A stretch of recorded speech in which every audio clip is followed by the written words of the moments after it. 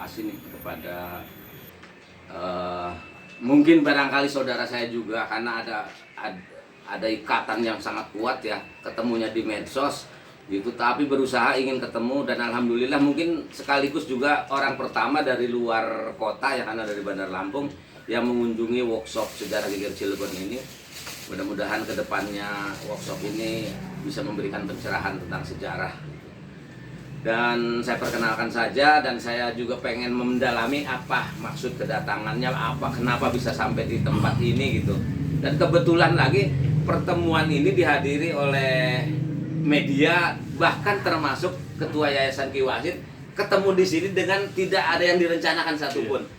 Dan saya yakin itu ada satu kekuatan yang mendorong mereka semua ini suruh kumpul di sini hari ini jam segini. Itu apa namanya? Iya, sudah ada dari sananya. Baik, silakan Kang memperkenalkan diri. Saya juga belum kenal. Jadi pertama-tama saya mohon maaf. Assalamualaikum warahmatullahi wabarakatuh. Waalaikumsalam. Jadi baik lagi saya mohon maaf atas kelancangan saya datang kemari. Nggak ada ikatan darah sebenarnya mah ya. Cuman karena emang tujuan saya untuk kemaslahatan. Itu saya asli orang Lampung, lahir di Lampung, cuman campuran Banten dan Sunda.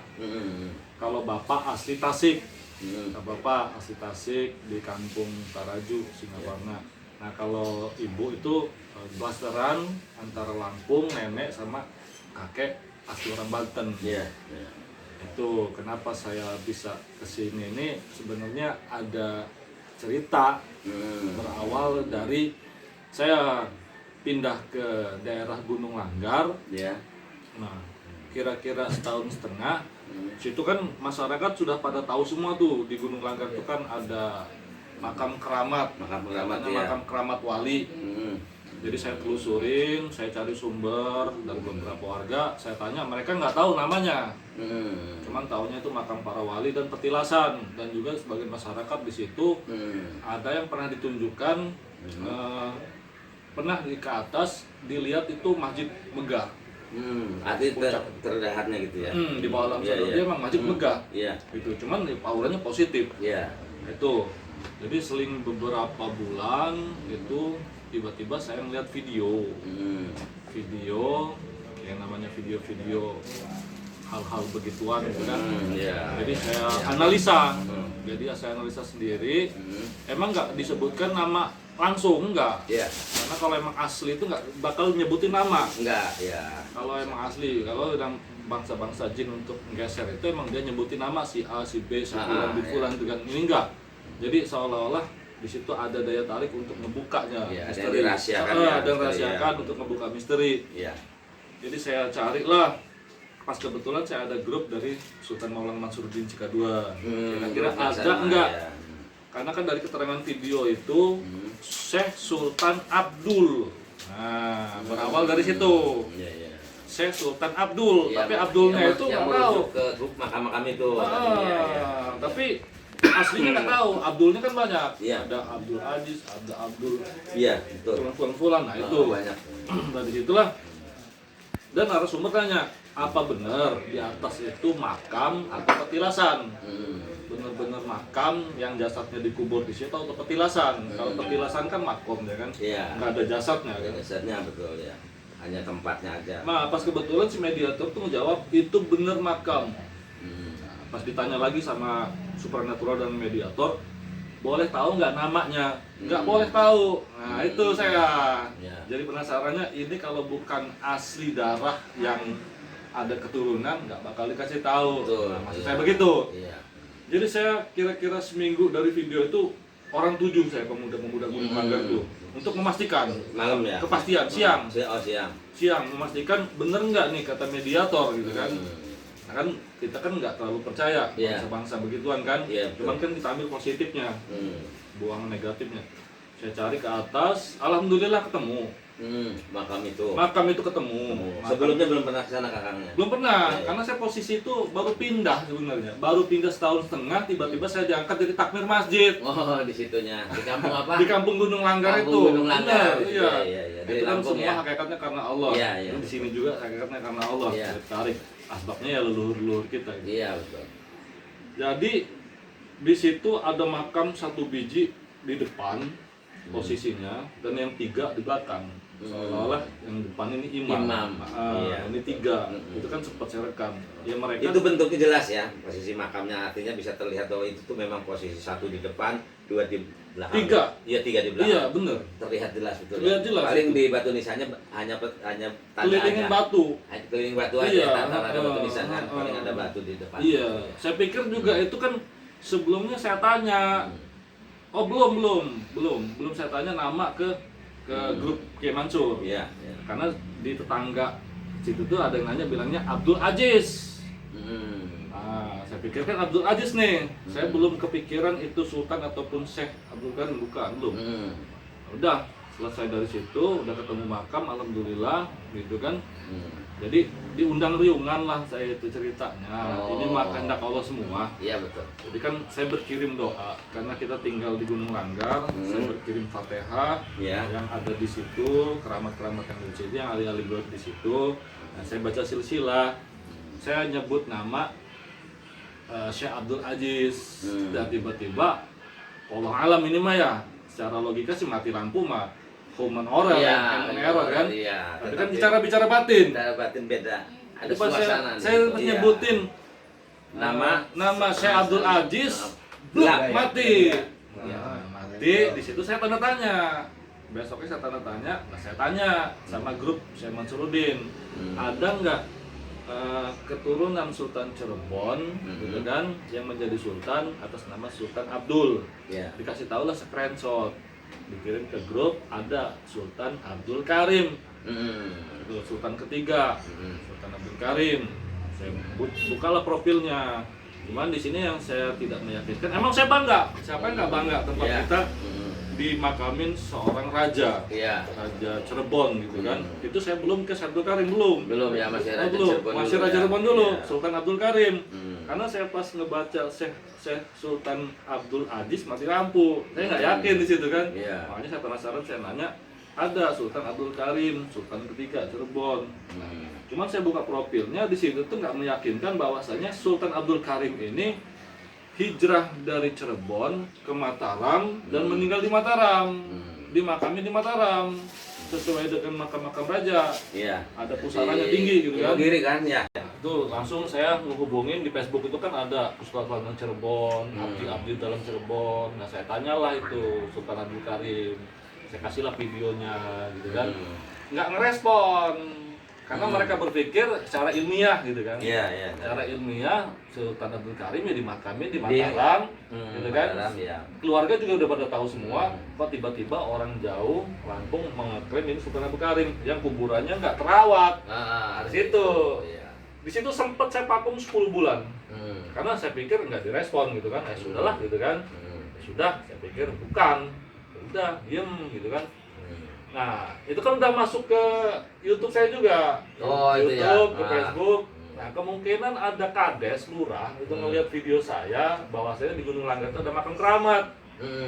Jadi setelah 11 bulan tuh lurah sana. Lurah Gunung Langgar. Gunung Langgar ya. Jadi tiba-tiba tanpa sepengetahuan saya, lurah, bupati Lampung Selatan, camat, kadus, beserta RT, masyarakat ngecek lokasi Gunung Langgar. Pas kebetulan belum masih di bawah. Pas kebetulan mereka ada program untuk buat rekreasi taman wisata di bawah Gunung Langgar. Ada hubungannya juga karena ada makam keramat di atasnya. Jadi ada 2 tujuan gitu. Jadi di bawah tempat rekreasi, di atas tempat wisata ziarahan. Cuman yang mereka belum yakin ini siapa yang ada di sana. Profil-profilnya gitu kan. Jadi saya masih berpikiran ini nih Sultan Abdul Karim. Makanya kata saya, kalau emang ke atas, biasanya kalau makam keramat itu antara tahun 1600-an. Kan Sultan Abdul Karim ini kan 1600-an. Gitu kan. Itu biasanya ada peninggalan situs. Semacam kayak nisan kerajaan. Itu kalau dicari ada, gitu kan. Nah, udah selesai lah itu. Tiba-tiba di rumah saya keketuk antara Sultan Abdul Karim sama Syekh Abdul Karim. Saya buka lah handphone itu, profil Syekh Abdul Karim. Saya baca dari atas, loh kok ada hubungannya gitu. Ada hubungannya di sana keilmuan torekohnya, torekoh Qadiriyah Naqsabandiyah. Dan murid-muridnya kayak Kiai Haji Asnawi Caringin, terus Kiai Khalil Bangkalan, Kiai Tubagus Mangufalat. Nah, saya ngambil ikatannya Kiai Haji Asnawi Caringin, karena Kiai Haji Caringin sama Uyut Syekh Abdul Rauf itu seangkatan. Sama-sama belajar ke Kiai Nawawi dan Kiai Abdul Karim. Dari situ kok ini deket, tek gitu ya, tek gitu. Pas kebetulan ada ikatan batin. Nah, pas kebetulan Akang ngebuka cerita Geger Cilegon. Ya. Saya baca lagi Kiai Abdul Karim yang punya gagasan dan murid-muridnya gini udah itu kiai-kiainya. Dan kalau ini Asnawi dari Bendung sama nama Lempuyang, Asnawinya. Maka itu yang dimaksud Asnawi tadi. Kiai Asnawi Caringin itu kan Oh, sama-sama iya, wali Allah semua. Iya. Itu wali Allah semua itu, orang-orang sakti semua. Kalau Iya. tingkatan karomah para wali itu orang sakti semua. Apalagi keturunan Prabu Siliwangi ya. Iya. Siliwangi Dari awal saja dari Prabu Siliwangi. Iya, itu.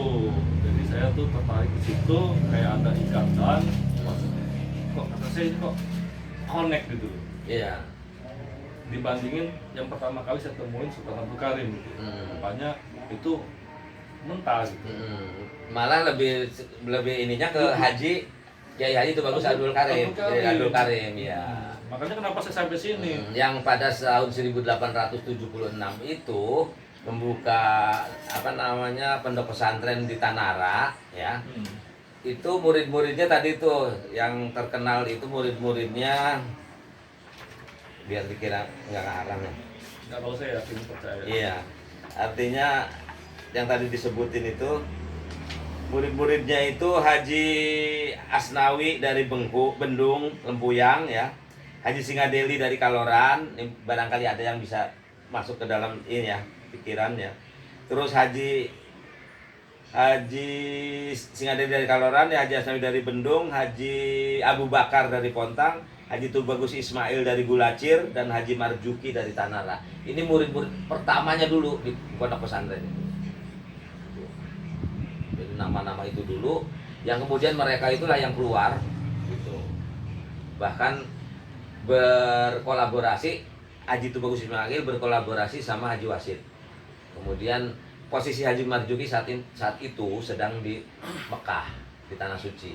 Sekembalinya Haji Marjuki ke tanah air tahun 1887 itu, Haji Wasid dan Tubagus Ismail ini sudah sedang merencanakan sesuatu. Kedatangan Haji Marjuki itulah yang menambah semangat lagi, ya, mau nambah energi lah kalau zaman sekarang gitu langsung. Nah, itulah terjadi meletus gitu. Walaupun terjadi perselisihan Haji Marjuki dengan Haji Aki Wasid, terjadi perbedaan tanggal, penentuan tanggal aja itu. Iya, kalau itu kan ya. semacam kayak Itu aja sebagai pengantar. Pemilihan untuk gagasan selanjutnya kan. Tapi kalau kayak Uyut-Uyut kita kan dari sanat Torepo. Itu Pak sebagai penggagas sebetulnya. Haji Abdul Karim itu sebagai penggagas awal yang mengajarkan kepada yang tadi saya sebutkan. Mengajarkan memperbaiki keagamaan sebetulnya intinya, tetapi dalam nilai-nilai keagamaan itu ada ajaran jihad sebetulnya, ya fisabilillah. Keluarlah itu ditangkaplah oleh ini gitu. Bahkan kata Haji Abdul Karim itu Banten ini sementara harus dianggap sebagai Dar el Islam yang sedang dipimpin oleh orang asing dan suatu saat harus direbut kembali itu. Nah, tapi sayangnya begitu tahun 86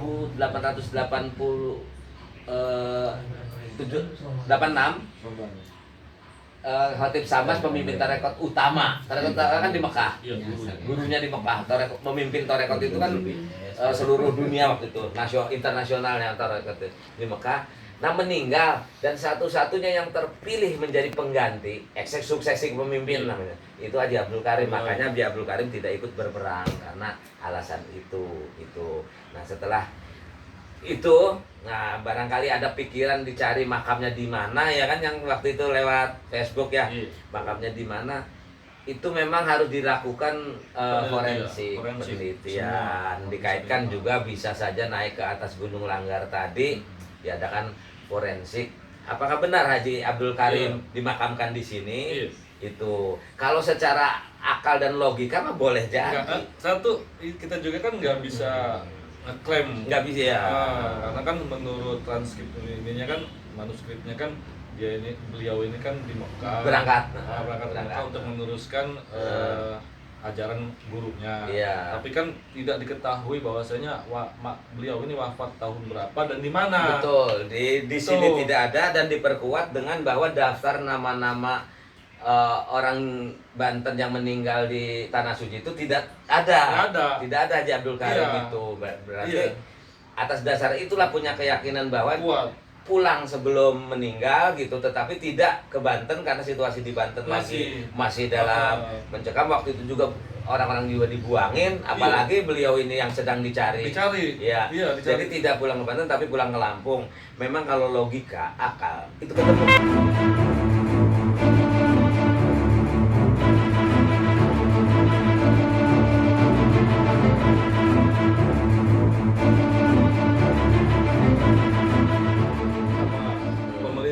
Iya betul. Tuh, kemarin ini udah diketahui nama Pak Bupati. Jadi saya juga nggak sembarangan. Betul. Karena pertanggungjawabannya kan dunia akhirat. Tuh. Jadi harus betul. Apalagi kalau saya kan gitu ya, memang meneliti ini harus ada data. Walaupun tidak tertutup kemungkinan banyak informasi dari dunia maya itu sama dengan alam gaib ya. Beda istilah doang. Dunia maya, alam gaib itu sebetulnya sama. Suatu dunia yang tidak terlihat. Ya. Tapi sebetulnya sama aja itu. Gitu. Iya. Sama aja. Tinggal tergantung bawaan. Tergantung iya. Cara neranginnya juga. Cuman bagaimana karena ini masalah sejarah, jadi harus bisa dipertanggungjawabkan secara akademis. Nah, tapi tadi boleh jadi gitu. Boleh jadi karena memang tidak berani pulang ke Banten. Akhirnya di Lampung itu kan banyak saudara-saudaranya di sana. Iya tuh, karena apalagi satu kesultanan. Iya. Lampung sama Banten. Sama Banten itu satu wilayah dulunya, KKAD. Iya. Karena ada juga yang bertugas di sana, dan bahkan di Cilegon juga ada adipatinya. Adipati Banten itu dulu tuh. Ya, memang kadang-kadang kita ini prihatin ya, sejarahnya sendiri aja kita nggak kenal. Itu Kadipaten ada di situ namanya. Di seberang sana tuh dekat. Itu ada nama kampung namanya Kadipaten. Orang nggak pernah ada yang mau tahu itu Kadipaten ini. Padahal itu jelas namanya Kadipaten, berarti itu ada adipati di situ dulu zaman kesultanan gitu. Dan adipatinya siapa ya harusnya dicari gitu. Ya itu selingan aja, tapi saya juga sangat berterima kasih ya udah bisa ketemu di sini gitu. Mudah-mudahan ya dengan adanya informasi begini didengar oleh ya pihak lain lah gitu, tertarik juga. Intinya memang harus ada forensik. Intinya itu dulu. Kalau bisa dibongkar tes DNA. Itu sebetulnya. Kalau ada forensik itu yang bisa dipertanggungjawabkan sebagai dasar ilmiahnya gitu. Saya juga sangat senang itu. Artinya memang daftar nama-nama yang dari Banten yang meninggal di Mekah, Haji Abdul Karim memang tidak ada. Tidak ada. Iya. Ya, ada jadi juga kayak Abdul Karim beda zaman. Bin Hasyim Asy'ari. Bin Hasyim Asy'ari itu beda zaman di bawah ya. Itu kan wafatnya kurang lebih 1971 atau 1972. Iya. Kayak Abdul Karim ini di bawah itu. Iya, di bawahnya lagi ya. Jadi makanya itulah. Jadi saya juga ini berharap ini kepada semua pihak ya. Apalagi masukan dari Kang Kang Wawan ini. Gitu. Ini sesuatu yang sangat luar biasa, ke depannya ini sejarahnya harus diungkap. Iya. Nah, Iya, emang harus diungkap sejarah ini. Karena ini milik kita. Iya. Itu milik bangsa juga Indonesia. ini bukan kesengajaan saya atas kemungkinan ada unsur niat negatif, enggak demi Allah. Iya.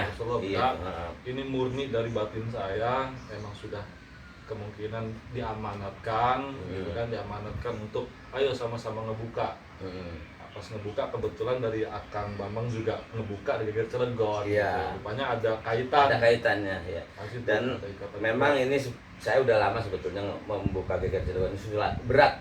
Tetapi kata pikiran saya jangan berhenti sampai di situ. Kata pikiran saya nanti suatu saat belum waktunya. Iya. Dan alhamdulillah pertama kali itu saya dari rombongan dari Kesultanan Banten yang memanggil saya, bahkan bikin grup WA gitu. Karena tertarik, sejarah Geger Cilegon itu. Jadi saya orang pertama yang mencuatkan Geger Cilegon bahwa itu adalah perjuangan rakyat Banten gitu. Iya. Itu mulai tertarik. Karena mereka kadang mempeributkan masalah gelar, pangkat gitu kan. sebenarnya di saat kakek-kakek buyut kita ini kan kenapa mereka nggak pakai gelar, ini kan emang sedang dicari. Mereka Belanda. bersembunyi, makanya susah kalau mau mencari Iya. silsilah ke situ. Mereka tuh kan menyamar petani, Betul. segala macem Tuh. itu. Ya, jadi mungkin itu saja teman-teman sekalian. Terima kasih kepada Kang Wawan ya yang sudah memberikan apa ya, bagi saya ini sebuah informasi yang sangat luar biasa sekali, karena saya sebagai seorang peneliti, walaupun nanti ini ketemu diadakan forensik, itu saya hanya mendapatkan ilmunya saja. Iya, saya juga sama bersyukur. Itu yang diambil, yang sangat tidak bernilai. Baik, sampai di sini dulu perjumpaan kita. Mudah-mudahan nanti kita doakan saja sejarah Ki Garda Cilegon ini semakin banyak yang mau mendengarkan gitu, minimal banyak pendengarnya apa sih. Wassalamualaikum warahmatullahi wabarakatuh.